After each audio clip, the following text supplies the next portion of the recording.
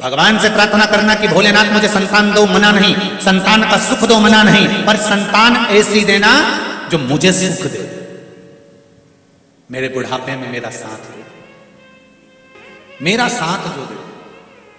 खूब पढ़ाओ बेटे को, तुम्हारी सामर्थ्यता अगर बेटे को इंजीनियर बनाने की तो तुम्हें डॉक्टर बनाओ, कलेक्टर बनाओ, एसपी बनाओ, डीएसपी बनाओ, मंत्री संतरी कलंतरी जो तुम्हारी मर्जी पढ़े वो बनाओ। खूब पढ़ाओ बच्चों को, बेटों को, बेटियों को, खूब टपट के पढ़ाइए, खूब आगे बढ़ाइए, मना नहीं है। पर बेटों को पढ़ाने के साथ, बेटियों को पढ़ाने के साथ थोड़ा संस्कारवान भी बनाइए, क्योंकि आपका बुढ़ापा उसी से सुधरेगा, आपका बुढ़ापा वही सुधरेगा। मेरा तो एक निवेदन रहा है, कोर्ट में भी, कोर्ट मैरिज में एक काम कर देना चाहिए। कोर्ट मैरिज जब लड़का लड़की करें तो अदालत से यह कहकर भेजना चाहिए कि इस कोर्ट मैरिज में तुम्हारे माँ बाप का होना जरूरी है।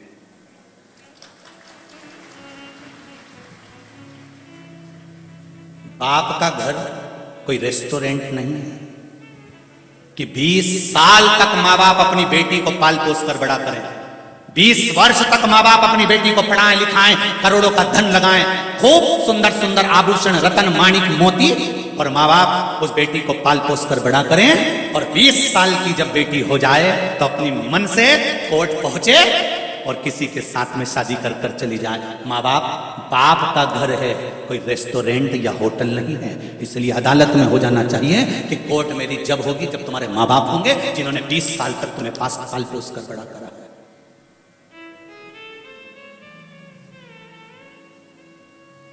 और धिक्कार ऐसी बेटियों को और धिक्कार ऐसे बेटों को जिन माता पिता ने तुम्हें पाल पोस कर बड़ा करा, और तुम्हारे विवाह जैसी खुशी में तुम्हारे मां बाप तुम्हारे सामने नहीं है तो डूब मरो पानी लेकर। धिक्कार है ऐसे बच्चों को।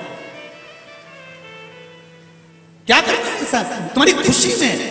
तुम्हारे बुजुर्ग माता पिता नहीं जो 20 साल तक तुम्हें पढ़ाते हैं, 20 साल तक आगे बढ़ाते हैं, तुम्हें डॉक्टर, तुम्हें इंजीनियर, तुम्हारी नौकरी के लिए जब पहली नौकरी लगती है, मेरी बेटी पूना जा रही है, मेरी बेटी मुंबई जा रही है, मेरी बेटी हैदराबाद जा रही है, मेरी बेटी बेंगलोर जा रही है, मेरा बेटा वहां जा रहा है, अरे कितनी खुशी होती है उन बूढ़े माँ बाप से तो पूछो, जब उनके हृदय में आतिशबाजी होती है। और जब बेटी विवाह का समय आता है, माँ बाप अपने बेटी के लिए जब संबंध देखते हैं और बेटी कहती है मैं अपनी पसंद से करूंगी, तब उस बाप और उस माँ से पूछना कि उसके दिल के कितने टुकड़े हो जाते हैं। अरे तुम कितनी भी ऊंची पढ़ाई कर लो, कितना भी अच्छा कार्य कर लो, कितनी भी अच्छी जॉब कर लो, पर एक निवेदन है, बेटियां अपने माँ बाप से कहें पापा मैं भले कितने भी अच्छे कॉलेज में पढ़ लूंगी और कितने भी अच्छे पद पर पहुंच जाऊंगी, पर कन्यादान का मौका तो मैं अपने माँ और बाप को ही दूंगी, चाहे कुछ कुछ।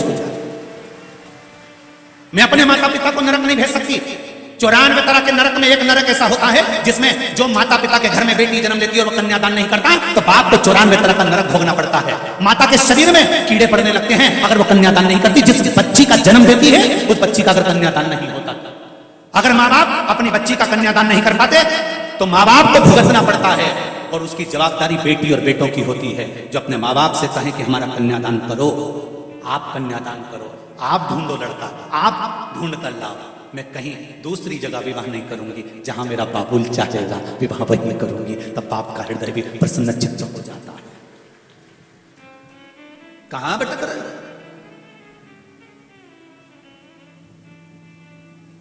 सियोर वाले महाराज की थोड़ी सी बातें लोगों को बुरी जरूर लगती है, भले लग जाए। एक बार कोरोना की वैक्सीन लगवा लोगे तो कोरोना टेक नहीं करेगा। ये वही वैक्सीन है, थोड़ा सा लग गया तो जीवन की सार्थकता हो जाएगी, जीवन का आनंद प्राप्त हो जाएगा। बाप का घर है, पिता का घर है, ये होटल नहीं है। और उस पिता के घर का एक आनंद की अनुभूति सुख देने वाली है। स्वरूपा ने कहा कि मेरे घर में संतान हो, वो संतान वैभववान हो, मेरे घर में औलाद हो, वो औलाद वैभववान हो। और शिव जी ने कहा स्वरूपा तेरे गर्भ से जो संतान होगी वो संतान कोई साधारण नहीं होगी, देवताओं का भी जो गुरु बनेगा वो बृहस्पति तेरे गर्भ से जन्म लेगा। तो क्यों चिंता करती है, वो बृहस्पति तेरे गर्भ से आया।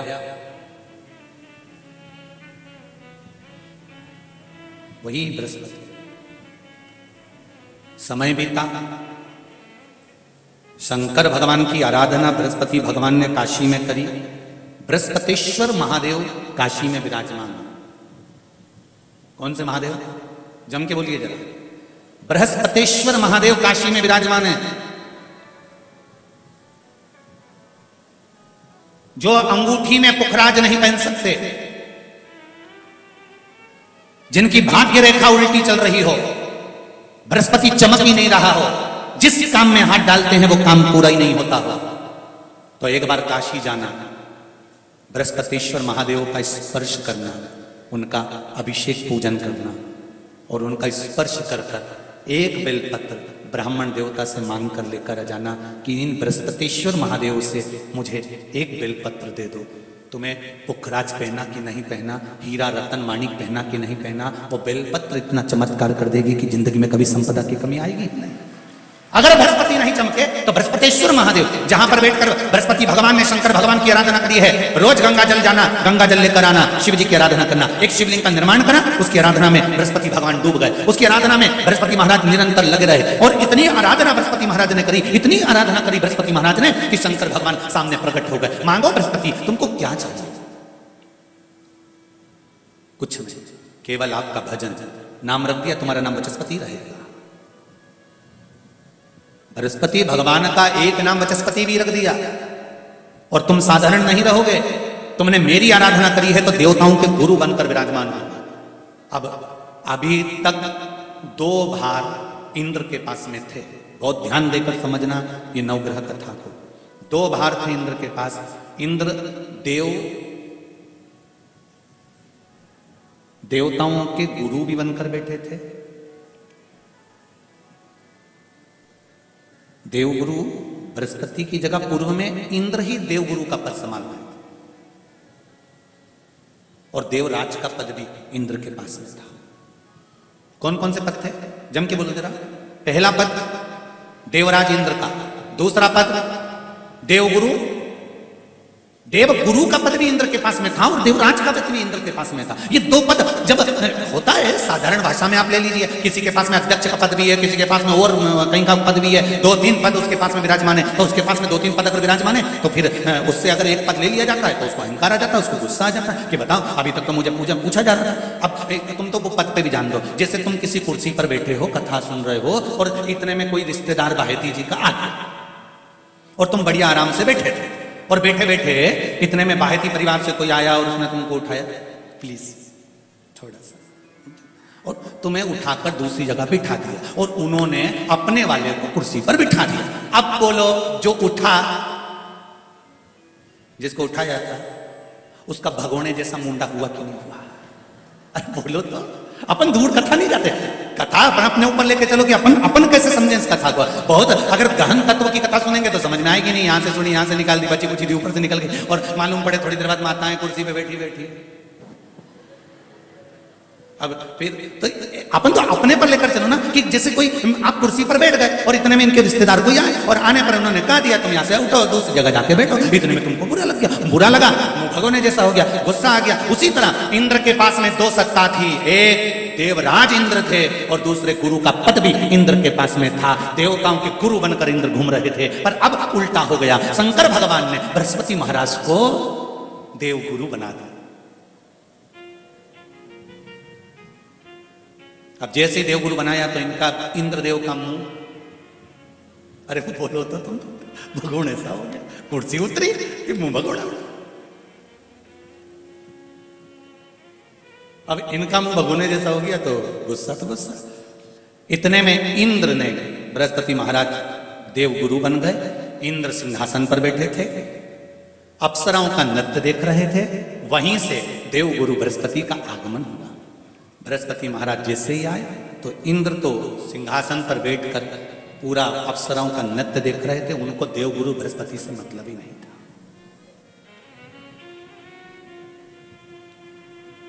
कोई स्थान नहीं, कोई सम्मान नहीं, कोई आदर नहीं, कोई आदर नहीं। जिसको घर के बड़े बुजुर्ग सम्मान देते हैं, घर के बच्चों का भी फर्ज है कि उसका सम्मान बच्चे करें। सही है कि गलत है? घर के बुजुर्ग उसको सम्मान दे रहे हैं ना, घर के बड़े उसका सम्मान कर रहे हैं ना। तो घर के बच्चे कहते हैं नहीं, वो तो हमारे लिए गलत सोचता है, हमेशा हमारे लिए अपशब्द बोलता है, हमेशा आड़ा टेढ़ा बोलता है। तो घर के बुजुर्ग कहते हैं तुम्हें क्या करना है, जब हम सम्मान दे रहे हैं तो तुम भी दो, हम आदर कर रहे हैं तो तुम भी करो।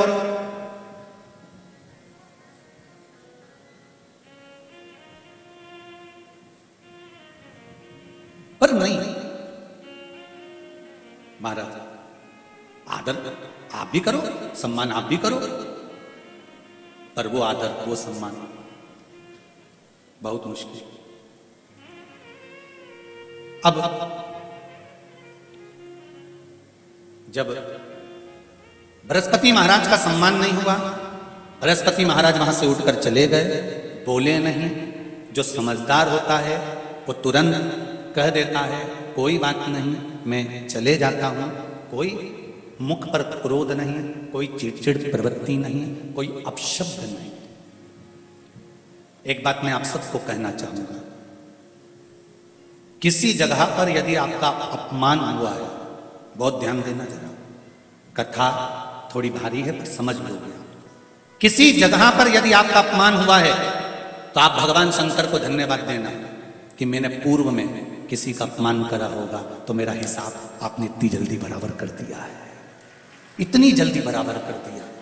ये थोड़ा सा अपमान मेरा कराया, मेरा हिसाब बराबर हो गया।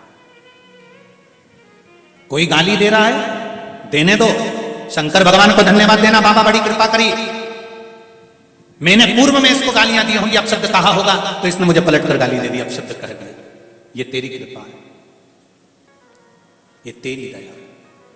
और जब तक तेरी करुणा, तेरी कृपा, तेरी दया नहीं हो तब तक कुछ हो ही नहीं सकता। तेरी कृपा,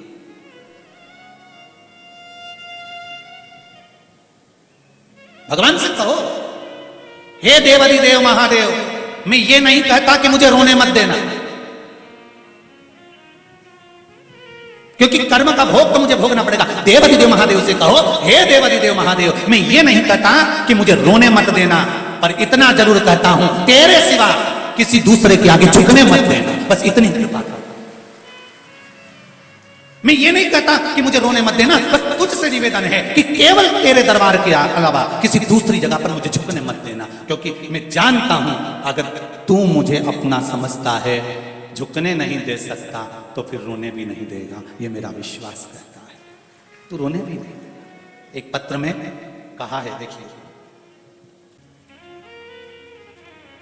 मीना सोनी हैदराबाद से हैं, महाराष्ट्र लातूर की है। कहीं बैठे हो तो हाथ हिलाइएगा, दोनों हाथ हिलाओ बहन। हर हर महादेव। गुरुदेव श्री शिवाय नमस्तुभ्यम। शिव महापुराण की कथा आस्था चैनल पर 2022 से जनवरी के महीने से सुनना प्रारंभ किया है। मेरे जीवन में बहुत सारे कष्ट आए, फिर मैंने शिव मंदिर जाना चालू किया। बाबा, एक लोटा जल चढ़ाना प्रारंभ किया। मैं जॉब करती थी, इसलिए मुझे हर रोज मंदिर जाना नहीं होता। बहन, आपने अपने हृदय की बात इस पत्र के माध्यम से लिखी है। जो आप करते हो वो आपने लिखा है, उसके लिए धन्यवाद है आपको। मैं जॉब करती थी इसलिए रोज मंदिर जाना नहीं होता था। लिखने वाले लिख रहे थे कि मैं रोज जाते, पर आपने लिखा मैं जॉब करती इसलिए मंदिर रोज जाना नहीं होता। मेरी बच्ची की तबीयत हमेशा खराब रहती थी, उसके पेट में दर्द रहता था। अनेकों बार डॉक्टर को दिखाया, फिर बेलपत्र खिलाना चालू किया और उसकी तबीयत अच्छी हो गई। और मैं पिछले 9 महीनों से, हमारा परिवार पूरा बिखर गया था। मेरे पति मेरे साथ नहीं रहते थे, हम अलग हो रहते थे, लेकिन बाबा की कृपा से उनसे विनती करी लोटा भर जल चढ़ाकर, आज फिर मेरा परिवार पूरा 9 महीने के बाद एक हो गया है और हम दोनों पति पत्नी बाबा को नमन करने के लिए आए हैं। बहुत बहुत साधुवाद दीदी आपको। हर हर महादेव। अब आप एक हो गए हैं, मेरा शिव भी एक होकर रहे और आपको भी एक रहे और आप आनंद के साथ रहे, यही बाबा से निवेदन है। हर हर शिव कृपा इसी को कहते हैं। बैठिए भाई। हर हर शिव से विनती, निवेदन, अर्चना, आराधना। एक पत्र और पढ़ दूं, इसके बाद मैं फिर आगे चलूं। पत्र बहुत सारे अभी और इधर भी रखे हैं, पर जो हाथ में आ गए वो पढ़।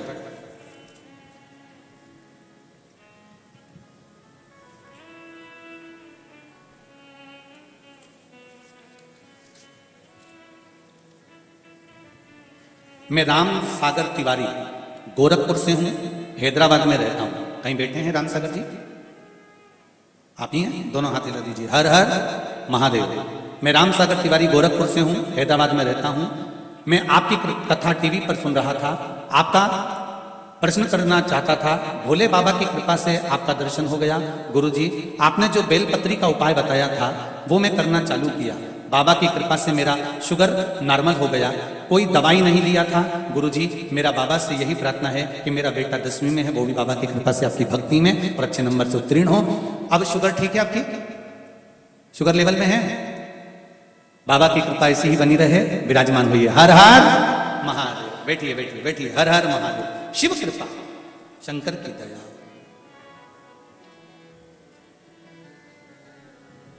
शिव करुणा सागर है, कृपा सागर महाराज। बाबा बाबा है।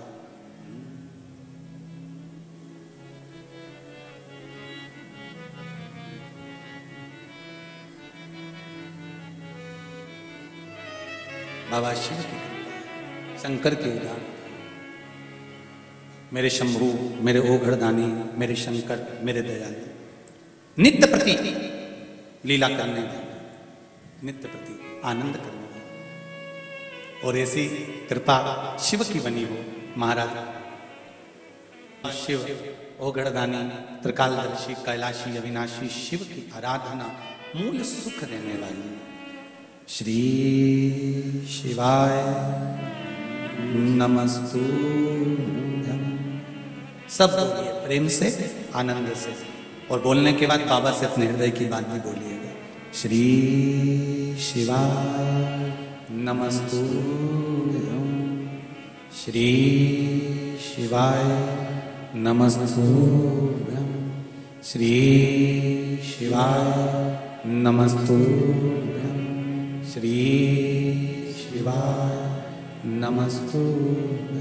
श्री शिवाय नमस्तु। हर हर महादेव। बृहस्पति महाराज आए। देवराज इंद्र उनको देखकर ना उठे हैं, ना सम्मान दिया है, आदर नहीं किया, सत्कार नहीं किया।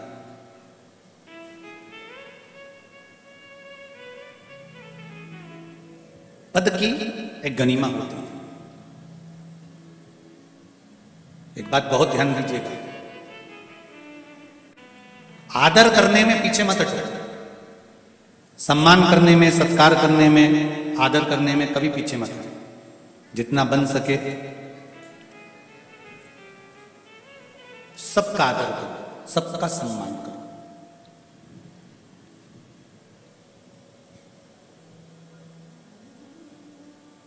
हम तो इस व्यासपीठ से उनको भी नमन करते हैं, उनके भी चरणों को नमन करते हैं जो सोशल मीडिया के माध्यम से, फेसबुक, यूट्यूब के माध्यम से, व्हाट्सएप, इंस्टाग्राम के माध्यम से सनातन धर्म का प्रचार करते हैं। हम उनके भी चरणों को नमन करते हैं।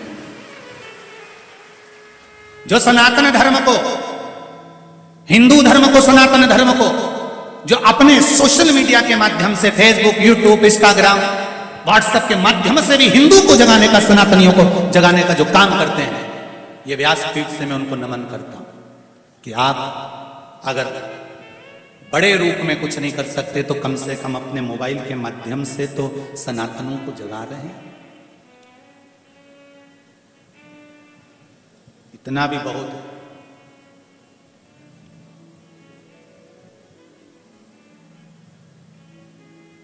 जाग जाएं बस एक बार अगर जाग गए तो जीवन की सार्थकता अपने आप उत्पन्न हो जाएगी। आप समझो एक लोटा जल का महत्व कितना होता है, एक श्री शिवाय नमस्तुभ्यम मंत्र का जाप का फल कितना होता है। ये पत्र में अभी जो पत्र पढ़े उसमें देखो एक बहन ने लिखा है, मीना शंकर लाल सिकंदराबाद से कहीं बैठे हैं आप ही हैं, दोनों हाथ हिला दो एक बार। हर हर महादेव। हम मोबाइल यूट्यूब पर कथा सुनते हैं। 21 फरवरी को हम अपनी सहेली के साथ खरीदारी करने बाजार जा रहे थे। ऑटो के हाल वापस आ रहे थे, रास्ते में ऑटो का एक्सीडेंट हो गया और हम लोग ऑटो से नीचे गिरने से बच गए। लेकिन हम दोनों के घुटने में, हाथ में, कलाई में अंदरूनी चोट बहुत आई। घर पहुंचकर हम दोनों को बहुत दर्द रहा। रात में मुझे थोड़ा बुखार भी आया, हमने दवाई भी ली, गोली भी खाई। पर शरीर में हड्डियों में तकलीफ रही, तभी शिव महापुराण की कथा में रुद्राक्ष के जल का वर्णन आपने करा था। वो रुद्राक्ष के जल का वर्णन हमने उस पानी को पिया लिया।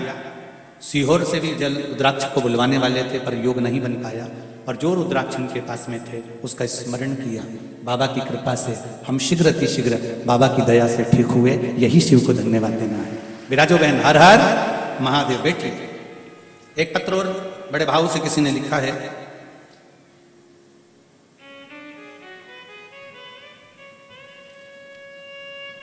दीपक जी कांसट, श्री क्षेत्र पंढरपुर महाराष्ट्र से आए। आप ही हैं? दोनों हाथ एक बार हिला दीजिए। आपके चरणों को नमन करते हैं, क्योंकि आप पंढरपुर से आए हैं, जहां पर पूरी दुनिया में मेरे देवादिदेव महादेव का एक ही मंदिर है। जहां पर भगवान विष्णु के सिर पर शिवलिंग है, वो पंढरपुर की भूमि है। पूरे भारत में, पूरे विश्व में केवल एक मंदिर है भगवान नारायण का, जहां पर भगवान नारायण पांडुरंगा हरि विठल के सिर पर शिवलिंग है। वो पूरी दुनिया में एक ही है, पंढरपुर। विठल पांडुरंगा। लॉकडाउन से शिव महापुराण की कथा सुन रहे हैं। सारे भगवान ने दुख हमारे समाप्त कर दिए। यही निवेदन कर कर बाबा को धोख लगाने के लिए आए हैं। मुझे गर्व होता है जब कोई बोलता है कि ये तो सीवर वाले महाराज के पागल खाने का पागल है, तो हमको बड़ा आनंद होता है कि हम भी शंकर के भक्त तो हुए, शिव की उपासना करी है। बहुत बहुत आनंद। मुझे महादेव से इतना कहना है कि भगवान खूब भंडार भर दे, और एक बार चंद्रभागा नदी के तट पर भगवान विठल नाथ जी को शिव महापुराण की कथा सुना दे। यही मेरी विनती है।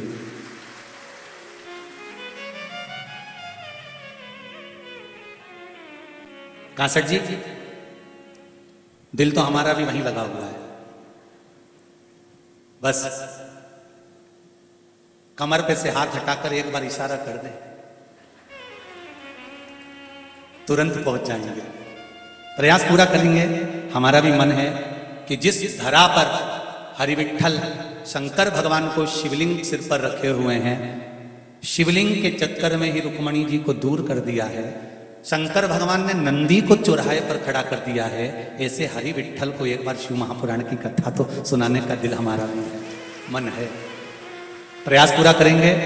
जितना जल्दी हो सकेगा चंद्रभागा नदी के तट पर 7 दिन का डेरा वहीं डालेंगे, और आनंद से देवादिदेव महादेव को कथा पंढरपुर की धरा पर सुनाए। पर इतने सारे कार्यकर्ता हमारे पास में नहीं कि हम संभालें इतना बड़ा बड़ा आयोजन।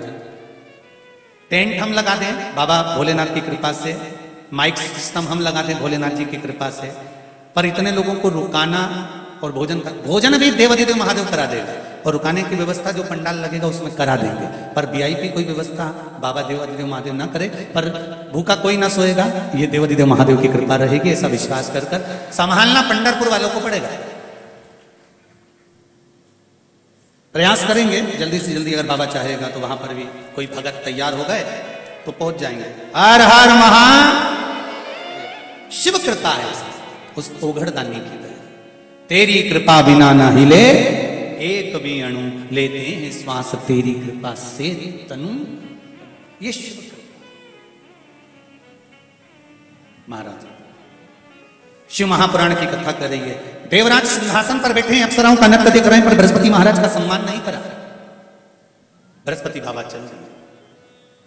भगवान को धन्यवाद देना कि अगर अपमान भी हो जाए तो कहना मेरा हिसाब पूरा हो गया। क्रोध मत करना, गुस्सा नहीं करना, हिसाब बराबर हो गया, बराबर चले।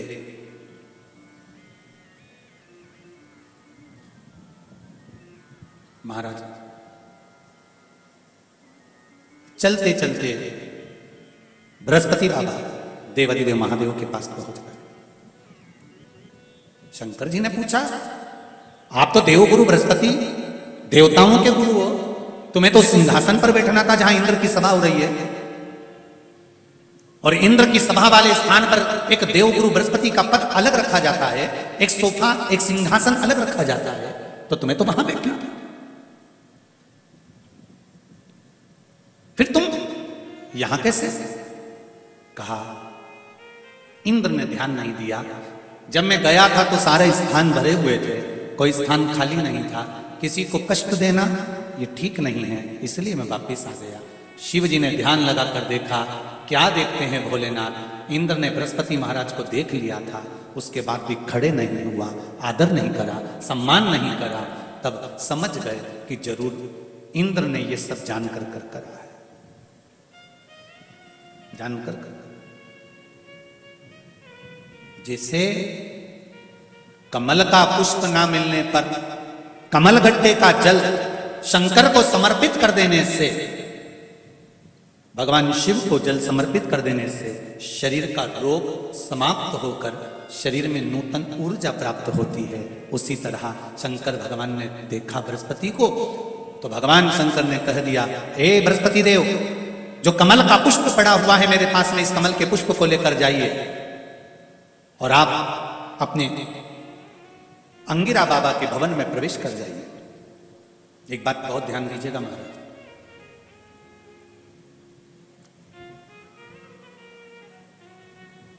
जब सूर्य ग्रहण या चंद्र ग्रहण पड़ता है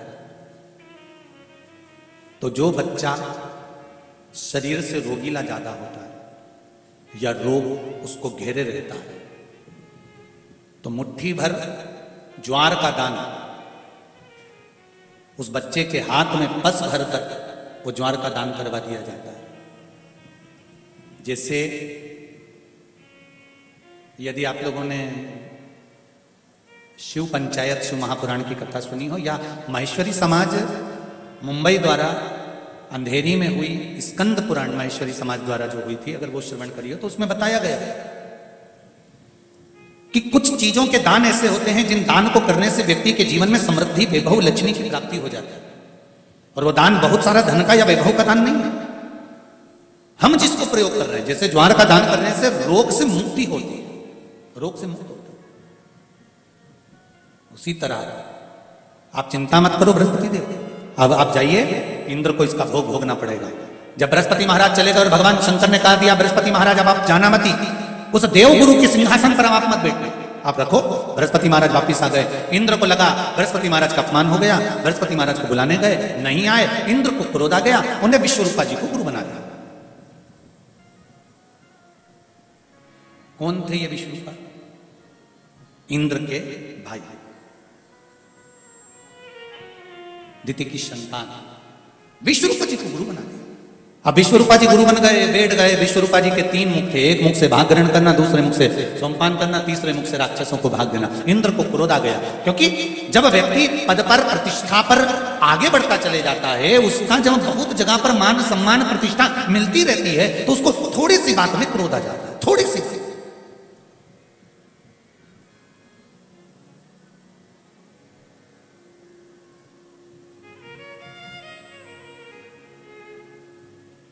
और जरा जरा सी बात में अगर क्रोध आ रहा है तो समझ लो ये बहुत प्रतिष्ठा इसको ज्यादा मिल गई थी, सम्मान ज्यादा मिल गया था, आदर ज्यादा मिल गया था, अहंकार सम्मुख में आकर खड़ा हो गया। भाई,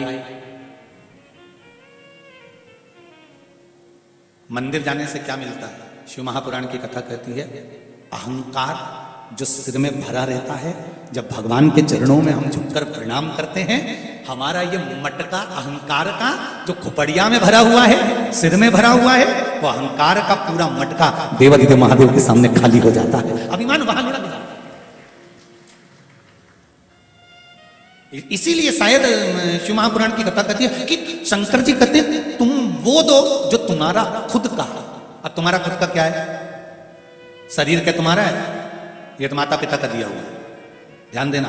कपड़े तुम्हारे हैं, जन्म लिया था तो नग्न पैदा हुए थे। आभूषण तुम्हारा है, सब पूर्वजों से मिला है। वैभव तुम्हारा है? नहीं।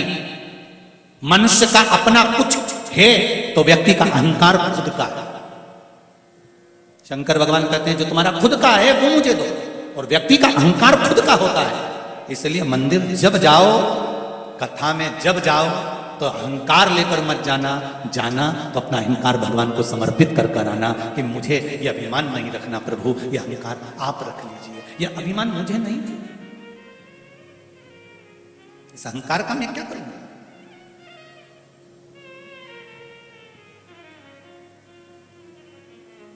क्या करना मुझे सभी मानकर? अरे तेरा ही दिया मैंने खाया पिया है, तेरा शुक्रिया है, तेरा शुक्रिया है। मुझे भोले बाबा ने बहुत दे दिया है, तेरा शुक्रिया है, तेरा शुक्रिया है। बाबा ने जो दिया वो कम ना दिया है। बृहस्पति महाराज का अपमान हो गया, चले गए, विश्वरूपा जी को गुरु बना दिया, इंद्र को क्रोध आ गया, तलवार लेकर इंद्र गया और बृहस्पति यहां जिस पद पर विश्वरूपा जी को बिठाया था देव गुरु बनाकर, उन्हें देव गुरु विश्वरूपा जी का सिर काट दिया और सिर कटा, ब्राह्मण हत्या माथे चढ़ गई। ब्राह्मण हत्या माथे चढ़ी, इंद्र ने विचार करा करूं क्या इस ब्राह्मण हत्या का, क्योंकि मेरे हाथ से ब्राह्मण मरा है।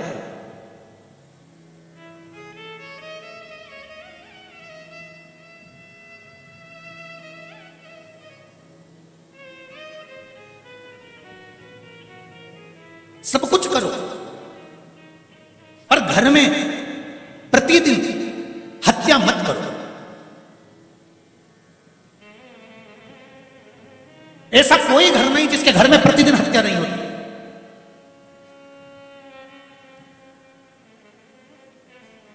ऐसा कोई घर नहीं जिसमें प्रतिदिन हत्या ना होती। वो गोली से नहीं होती है, कैसे होती है? जम के बोलो जरा, बोली से होती है।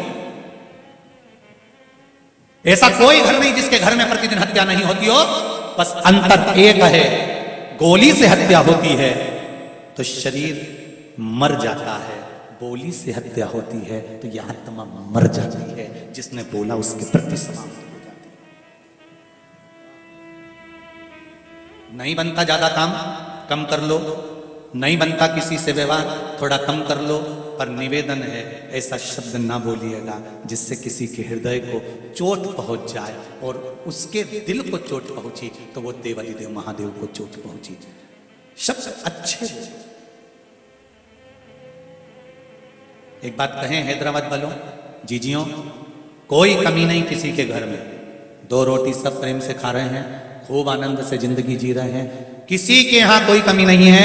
जितने आस्था चैनल पर सुन रहे हैं, फेसबुक पर सुन रहे हैं, यूट्यूब पर सुन रहे हैं, जितने पंडाल में सुन रहे हो, किसी के यहां कोई कमी नहीं है। कमी अगर एक है तो वो वाणी की कमी है। मीठा बोलना चालू कर दो, जिंदगी का सारा सुख अपने आप प्राप्त हो। मीठा। ये शुगर की जो बीमारी हो रही है ना, ये तुम्हारे मीठे नी बोलने से हो रही है। पहले के समय में जितना तो मीठा तुम नहीं खाते, उतना पहले के समय के लोग मीठा खाते थे। जी हाँ, जितनी बुजुर्ग माताएं बैठी हैं, ईमानदारी से बोलो माताओं, पहले के लोग इतनी खिचड़ी, उसमें 2 कटोरी घी। और जितने लोग मारवाड़ के बैठे हो, राजस्थान के बैठे हो, जरा हाथ उठाना, मारवाड़ी जितने बैठे हो राजस्थान के। अगर मारवाड़ी, अरे सभी होते, रखो मारवाड़ी अगर बैठे हैं तो वहां तो घी का पीपा संक्रांति पर साथ में रखते थे और खिचड़ी बनती थी और थालियों में घी मिला के और गुड़ शक्कर मिला के जो सट्टा मार खाते, सारा की सारा एक पीपा घी तो यूं निपटा जाते। आज के समय में ऑयली नहीं, शुगर नहीं, कितना कमा रहे, केवल ककड़ी खा रहे, केवल ककड़ी। शुगर की बीमारी कहां से आई? तुम्हारे पास से आई है शुगर की बीमारी। कहीं पहले के लोग भी घी खाते थे, पहले के लोग भी शक्कर खाते थे, पहले के लोग भी गुड़ खाते थे। पहले किसी को शुगर होती थी क्या? अरे बोलो तो जाम के। किसी को इंसुलिन लगती थी क्या? नहीं। शुगर की कोई जांच करता था क्या? नहीं। खूब जीते थे, 90 साल 100 साल, तो डोकरी का बाल ही सफेद नहीं होता था, इतनी जोरदार। और पूरा के पूरा पान बिना सुपारी फेंके डुकरिया निपटा जाती थी पूरा। कहां गई थी शुगर? कहां गया था बीपी? कहां गया? कहीं नहीं थी।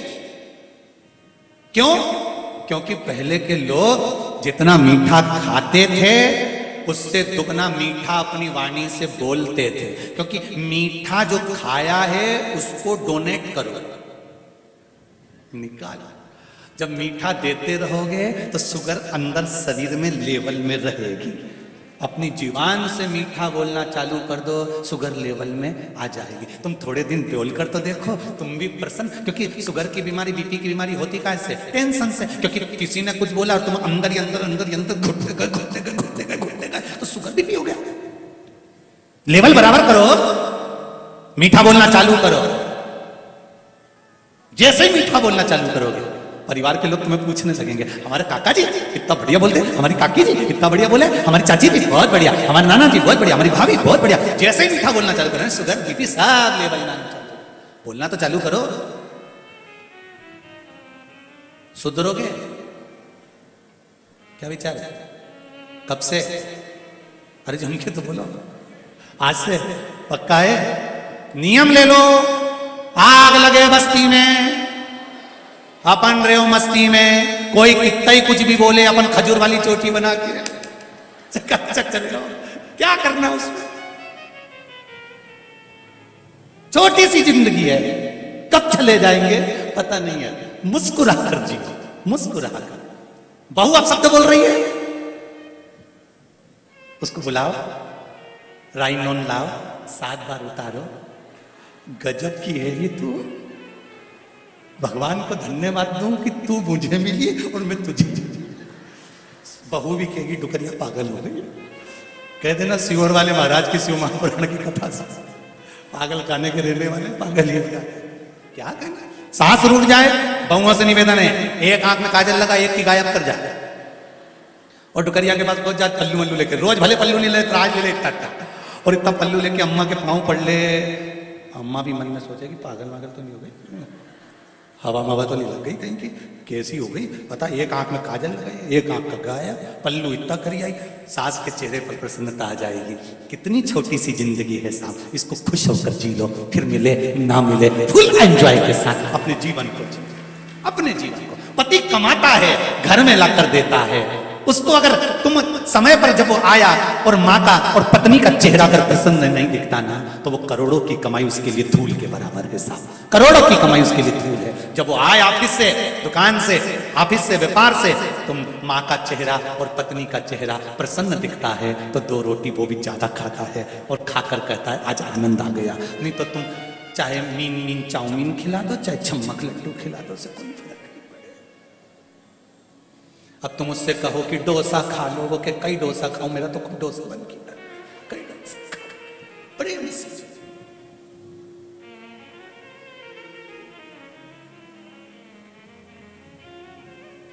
अब विश्वरूपा जी का सिर कट गया, ब्राह्मण हत्या माथे चढ़ गई, ब्राह्मण हत्या माथे चढ़ी। इंद्र ब्राह्मण हत्या के कारण बस कमल की डंडी के अंदर जाकर छुप गए देवऋषि नारद के कहने पर। और देवऋषि नारद ने कहा कहां जाकर छुपोगे, कमल की डंडी के अंदर कब तक छुपे रहोगे? ब्राह्मण हत्या है, कभी तो बाहर निकलना पड़ेगा। हम भी संकल्प लें कि हमारी वाणी से किसी की हत्या नहीं हो, हमारे शब्द से किसी की हत्या नहीं। निंदा करने वाला निंदा करता रहे, बुराई करने वाला बुराई